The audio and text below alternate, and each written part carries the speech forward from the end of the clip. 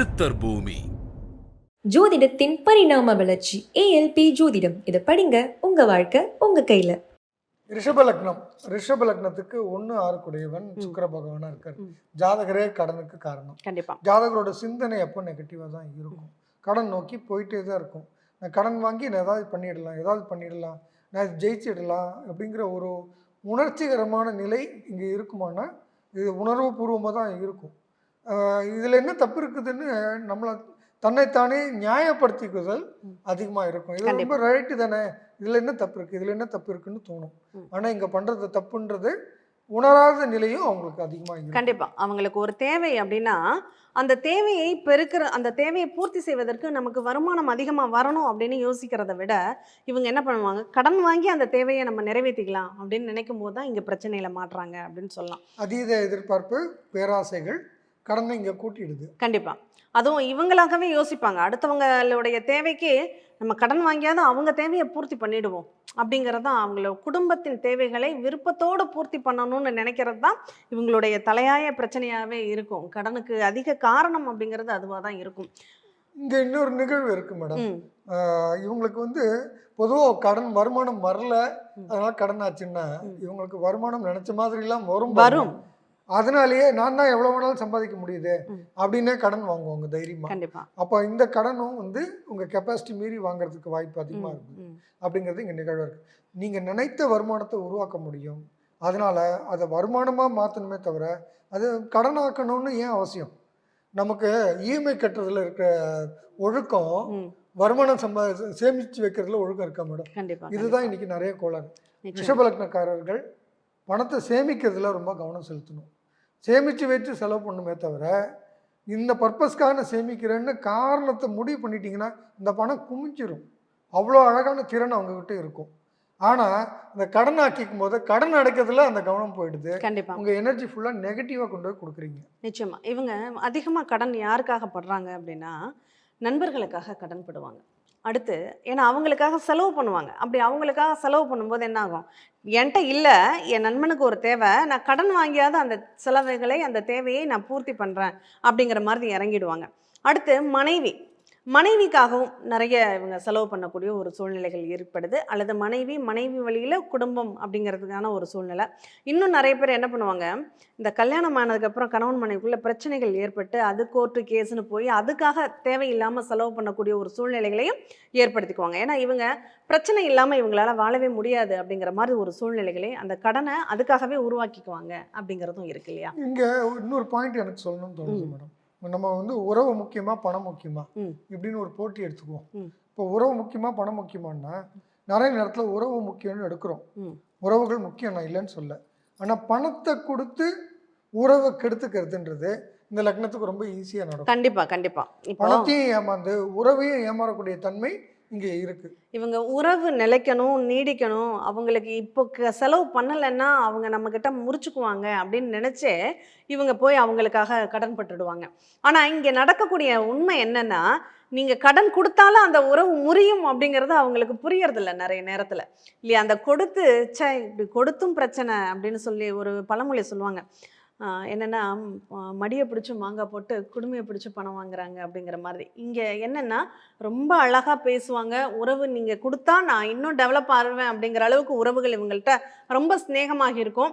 ஆனால் இந்த பணம்ங்கிறது அவங்களுக்கு கிடைச்சதுக்கப்புறம் அப்படியே அந்த ஸ்நேகபாவம் மாறி போயிடும். இப்போ கொடுக்கறது தப்பா மேடம்? கண்டிப்பாக தப்புன்னு தான் சொல்லுவோம். இதை நான் சொல்லலை, நம்ம சார் அடிக்கடி சொல்லக்கூடிய ஒரு நிகழ்வு. உங்கள்கிட்ட இருக்குது, உங்கள் பணம் இருக்குது கையில் அப்படின்னா நீங்கள் தாராளமாக கொடுங்க, எவ்வளோ வேணாலும் கொடுங்க.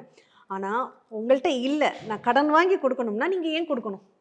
உங்கள்கிட்ட இல்லாத பணத்தை நீங்கள் ஏன் கடன் வாங்கணும்? முதல் விஷயம். சரி, உங்கள்கிட்ட இருக்குன்னா கூட உங்கள்கிட்ட இருக்கிறது உங்களுடைய குடும்பத்துக்கான பணம். நீங்கள் முதல்ல இதில் தெளிவாக இருக்கணும். உங்கள் குடும்பத்தை மீறி தான் தானமும் தர்மம். தனக்கு மீறினது தான் கடன் அன்பை முறிக்கும். எல்லா இடத்துலையும் எழுதி வச்சுருக்காங்க, படிக்கிறோம். ஆனாலும் இந்த கடன்றது கொடுக்கறதன் மூலியமா கெடுத்துக்கிறதுன்றதுல இந்த ரிஷபலக்னக்காரர்களுக்கு இவங்க நிகர் அப்படின்னு சொல்லலாம். அப்போ அந்த உறவு தக்க வச்சுக்கணும்னு நினச்சிங்கன்னா இல்லைன்னு சொல்கிறதுக்கு தயங்கக்கூடாது. அதை தாண்டி ஒரு உறவு நின்னா மட்டும்தான் அது உறவாக இருக்கும். இல்லை கொடுத்தாகணும், அவர் நிறைய நேரத்தில் எனக்கு உதவி செஞ்சுருக்காரு, நான் கொடுக்க கடமைப்பட்டவன் அப்படின்னு நீங்கள் நினைக்கிறீங்கன்னா கொடுக்குற அமௌண்ட்டு உங்களுக்கு என்ன கெப்பாசிட்டி இருக்கோ அதை திருப்பி வராட்டாலும் பரவாயில்ல, ஏன்னா அந்த நட்பு அவ்வளோ முக்கியம் அப்படின்னு புரிஞ்சு கொடுக்கும்போது திருப்பி அவர் அந்த பணத்தை வர கொடுக்கலனாலும் என்னால் அந்த பணத்தை கட்ட முடியும் அப்படிங்கிற கெப்பாசிட்டி இருந்தால் மட்டும் நீங்கள் அதை பண்ணுங்க. இல்லைன்னா பண்ணிட்டு அப்புறம் அந்த நட்பை குறை சொல்றது வேண்டாம். இல்லை, நிறைய பேர் இங்கே நான் ரிஷபத்தை பார்த்த அளவில் சொல்கிறேன், ரொம்ப நாள் லாங் டைம் நட்புங்க, ரொம்ப சின்ன வயசுல இருந்த நட்பு, நல்லது கிட்டதுக்கு நல்லது கிட்டதுக்கு எல்லாத்துக்கும் கலந்துக்கிட்ட நட்பு, அவரை முழுமையை நம்பி தான் நான் கொடுத்தேன், என்னை ஏமாத்தவன் நான் கனவுல கூட நினைக்கல அப்படின்னு சொல்லி ஏமாந்தவங்க தான் இங்கே அதிகமாக இருப்பாங்க. அதுவும் சின்ன தொகையெல்லாம் இருக்காது, பல்க் அமௌண்ட், அவங்க கை காசை கூட கொடுத்துருக்க மாட்டாங்க, அவங்களுடைய உறவினர்கள் நண்பர்கள் ரெண்டு பக்கமும் பகையாகக்கூடிய ஒரு வாய்ப்புங்கிறது இவங்களுக்கு அதிகமாகவே இருக்கு அப்படிங்கிறத பார்க்க முடியுது.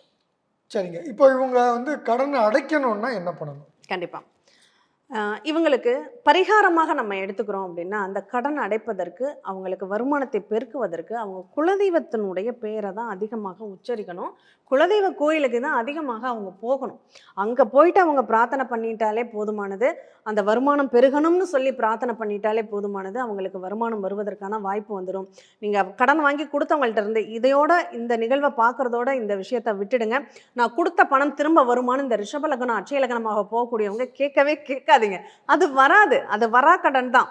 நான் அவ்வளோ கொடுத்தேன் இவ்வளோ கொடுத்தேன் இந்த நாளைக்கு வந்துடும் சொல்லுவாங்களே தவிர அது பணமாக உங்கள் கைக்கு வந்து சேராது. அதுக்குன்னு நீங்கள் உங்கள் வேலையை விட்டுட்டு, நிறைய பேரை நான் பார்த்துருக்கேன் சார், என்ன பண்ணுவாங்க, அந்த கடனை இன்னைக்கு தர்றேன்னாரு அதனால நான் இன்னைக்கு வேலைக்கு போகலைங்க, நான் போய் அந்த பணத்தை வாங்கிட்டு வந்துடுறேன்ட்டு போவாங்க. வேலையை கெடுத்துக்கிறது. கண்டிப்பாக. அப்போ அந்த சூழ்நிலை உங்களுக்கு வேண்டாம், அது வர்றப்போ வரட்டும், கடவுள் உங்களுக்கு கொடுக்கணும்னு பிராப்தம் இருந்தால் அவங்க கொண்டு வந்து எங்கே இருந்தாலும் கொண்டு வந்து கொடுத்துடுவாங்க. அதனால் நீங்கள் வருமானத்தை பெருக்கிக் கொள்வதற்கான வழிகளை பாருங்கள், உங்கள் குலதெய்வத்தை பிரார்த்தனை பண்ணிக்கோங்க, உங்கள் குலதெய்வத்திற்குன்னு நீங்கள் குடும்பத்தோடு சேர்ந்து குலதெய்வத்திற்குன்னு ஏதாவது வச்சு படையல் பண்ணி சமைச்சு உணவு போட்டு அங்கே சாமி கும்பிட்றீங்கன்னா அந்த நிகழ்வுகளை பண்ணுங்க, கண்டிப்பாக அது உங்கள் வாழ்க்கையில் ஒரு சில மாற்றங்களை கொடுக்கும். நீங்கள் வந்து குலதெய்வம்னு சொல்லிட்டீங்க, நான் மனம்னு எடுத்துக்கிறேன், ஒழுக்கம்னு எடுத்துக்கிறேன். வருமானத்தை கூட்டுறதுக்கான வழிகள் தான் கடன் அடைக்க முடியும். அப்போ நீங்கள் ஒழுங்கு பண்ணணும், பண ஒழுங்குன்னு ஒன்று இருக்குங்க. இந்த ரிஷபலக்னக்காரங்களுக்கு பணம் ஒழுங்கு பண்ணுறது ரொம்ப சுலபம். தனக்கு என்ன வேணுன்றதை தெளிவாக ஃபோக்கஸ் பண்ணால், அந்த ஃபோக்கஸை என்ன வேணுன்றதில் கவனம் செலுத்துறதுனால வருமானம் பெருகிடும், ஈஸியாக பெருக்க முடியும். அதில் ஃபோக்கஸ் பண்ணணும். அதே மாதிரி பணம் இதுக்குன்னு ஒதுக்கி வச்சா அதுக்குன்னு தான் செலவு பண்ணணுன்ற ஒழுக்கம் கொண்டு வந்தீங்கன்னா உங்களால் ஈஸியாக அதுக்கான தேவைகளை உங்களுக்கு பூர்த்தி ஆகும். அப்படி இருக்கும்போது என்ன வேண்டாம், கடன்றது வேண்டான்றதுல கவனத்தை செலுத்தக்கூடாது அப்படிங்கிற நிகழ்வை இங்கே பதிவு பண்ண வைக்கிறேன். ஏன்னா 5ன்றது ஒழுக்கம், 5ன்றது மனம். இந்த மனம் ஒழுங்குபட்டால் வருமானம் கூட்டிடும். சரி, இன்னொரு நிகழ்வில் இங்கே பதிவு பண்ணும். இப்போ ரிட்டையர் ஆகக்கூடிய வயசுக்கு வந்துட்டாங்க, அவங்களுக்கு வருமானம் வருவதற்கான வாய்ப்புகள் கிடையாது, அதுக்கு மேலே அவங்களால வேலைக்கும் போக முடியாது, ஆனால் கடன் இருக்குது. அவங்க யோசிக்கிறாங்க, கௌரவத்தை விட்டு பசங்கள்கிட்ட கூட உதவி கேட்கணுமா அப்படின்னு யோசிக்கிறாங்க. இந்த ரிஷபலக்னம் உங்களுடைய அந்த 50-60 வயது காலகட்டங்களில் போகுது, உங்களால் கடன் அடைப்பதற்கான வாய்ப்புகள் இல்லைங்கிற பட்சத்தில் யோசிக்காமல் உங்களுடைய பிள்ளைங்கள்ட்ட நீங்கள் உதவி கேட்கலாம். உங்கள் பிள்ளைங்க தான் உங்கள் கடனை அடைப்பதற்கு வழிகாட்டியாக இருப்பாங்க. கண்டிப்பாக நீங்கள் சேர்த்து வச்சு நல்லதோ கெட்டதோ அவங்க அனுபவிக்கிறாங்க, அவங்ககிட்ட இருந்து எடுத்துக்கிறதுல ஒரு தப்பும் இல்லை. இது ஆனால் பெருசாகி இன்னும் மோசமானால் உங்கள் நிலைமையும் மோசம், அவங்க நிலைமையும் இன்னும் மோசம். அதை முன்கூட்டியே சரி பண்ணும்போது பின்னாடி வரக்கூடிய பிரச்சனைகளை பெருசாக நீங்கள் தவிர்க்க முடியும். கண்டிப்பாக, நிச்சயமாக. ஏன்னா ரிஷபராசிக்காரங்க புரிஞ்சு நடந்துக்கோங்க, உறவுகள்கிட்டையும் நட்புக்கிட்டையும் கடன் வாங்கி நீங்கள் செலவு பண்ணணும்னு நினைக்காதீங்க, உங்கள் கைக்குள்ளே என்ன இருக்கோ அதை வச்சு செலவு பண்ணணும்னு நினைங்க. வருமானத்தை உங்களுக்கு ஆசைப்பட்ட வழிகள் எல்லாம் வருமானங்கள் வரும் அப்படிங்கிற ஒரு அமைப்பும் இருக்கிறதுனால அதையும் அதிகப்படுத்திக்கோங்க. கடன் வாங்கி உங்களுடைய தேவைகளை நல்லாவே பூர்த்தி பண்ணிக்கோங்க, அது இன்வெஸ்ட்மெண்ட்டாக இருக்கக்கூடிய கடனாக மாறட்டும். இப்போ இன்னொரு விஷயத்தை இங்கே கூட சேர்த்தா நல்லா இருக்கும். சொல்லுங்க சார். மேஷ லக்னம் போகும்போது அந்த 8ஆம் அதிபதியான செவ்வாயா இருக்கவர் இப்போ அவர் 7ஆம் அதிபதியா மாறிட்டார். அப்போ கிரகம் நல்லதும் இல்லை கெட்டதும். கண்டிப்பா லக்னம் மாறுது அப்படிங்கறத இங்க பதிவு செய்ய விரும்புறேன். கண்டிப்பா. அப்போ நாளைக்கு முன்பின்ன தெரியாம இருந்த ஒரு ஆளு உங்களை பார்த்து உங்களோட பழகணுன்ற விருப்பத்தோட தான் இன்னைக்கு நட்பா மாறுறாரு. கண்டிப்பா. இன்னைக்கு நட்பா இருக்கிறவங்க நாளைக்கு கடன்காரங்களாக மாறுறதுக்கும் வாய்ப்புகள் இருக்கு, உங்களுக்கு எதிரியாக மாறுவதற்கும் வாய்ப்புகள் இருக்கு. அதனால நம்ம புரிஞ்சுக்க வேண்டியதெல்லாம் ஒரு ஆளினுடைய உறவு ஒரே மாதிரி பயணிக்கிறது இல்லை. நம்ம நிலைமைக்கு தகுந்த மாதிரி அவங்களோட நிலைமைகளும் மாறிக்கிட்டே இருக்கும். நம்ம உறவுகளுக்குள்ளேயே அதை சந்திச்சுக்கிட்டு தானே சார் இருக்கோம். இன்னைக்கு அம்மா அப்பா நம்மளை ரொம்ப நல்லா பார்த்துக்கிறாங்க. ஒரு கட்டத்தில் நம்ம ஏதாவது அவங்களுக்கு கொடுக்கலன்னா நம்ம மேலே வெறுப்பை கொட்டக்கூடியவங்களாகவும் அவங்களே மாறிடுறாங்க. மனைவி ஒரு நேரத்தில் ரொம்ப நல்லா நமக்கு எல்லா சப்போர்ட்டும் பண்ணுறாங்க. ஒரு நேரத்தில் நம்மளை புரிஞ்சுக்காமல் சண்டை போட்டு வீட்டை விட்டு வெளியில் போகிறது, நம்மளை கஷ்டப்படுத்துறதும் அவங்கள தான் இருப்பாங்க. நட்புகள் ஒரு நேரத்தில் ரொம்ப நல்லா நமக்காக உயிரை கொடுக்கக்கூடிய நட்பாக இருக்கும். மறுநாள் முதுகில் குத்தக்கூடிய நட்பாகவும் அது மாறுது. அப்படி அந்த மனிதர்களுடைய அந்த மனங்களும் அவங்களுடைய எண்ணங்களும் அவங்களுடைய தேவைகளும் மாற மாற இதைத்தான் லக்ன மாற்றம். ஏன் லக்ன மாற்றத்தை நம்ம எடுத்துக்கணும் அப்படின்னா இதுதான் காரணம். இப்போ ஒரே லக்னம் ஒரே தன்மைன்னா ஏன் எல்லாரும் ஒரே மாதிரி தானே இருக்கணும், ஏன் மாறுறாங்க?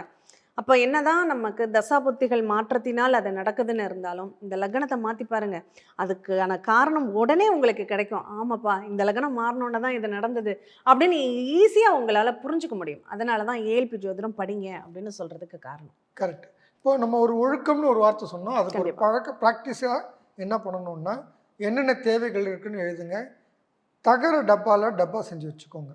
இந்த டப்பாவில் என்ன பண்ணணும்னா உண்டியலில் காசு போடுற மாதிரி அந்த சத்தம் காதுக்குள்ளார கேட்கணும். கேட்கும்போது ஒரு ஃபீலிங் கிடைக்கணும் உங்களுக்கு. நான் அதிகப்படியாக கொண்டு வரேன், என்கிட்ட அபரிதமாக காசு இருக்குது அப்படிங்கிற உணர்வை நீங்கள் சொல்லிகிட்டே இருந்தீங்கன்னா, கடன்னு நினைக்காதீங்க. நீங்கள் என்கிட்ட சர்ப்ளஸாக இருக்குது, கடன் போக எக்ஸ்ட்ரா என்கிட்ட காசு இருக்குது. இப்போ கடன் போகன்ற வார்த்தையை விட்டுடுங்க, என்கிட்ட எக்ஸ்ட்ராவாக காசு இருக்குது அப்படின்னு அந்த உண்டியலில் போட்டுக்கிட்டே இருங்க. உங்களுடைய எண்ணங்கள் சீராகும், உங்களுடைய வருமானத்தை கூட்டும், தாராளமாக உங்களுக்கு வர வேண்டியதெல்லாம் அழகாக வர ஆரம்பிக்கும். ஜோதிடத்தின் பரிணாம வளர்ச்சி ஏஎல்பி ஜோதிடம். இதை படிங்க, உங்க வாழ்க்கை உங்க கையில. சித்தர் பூமி.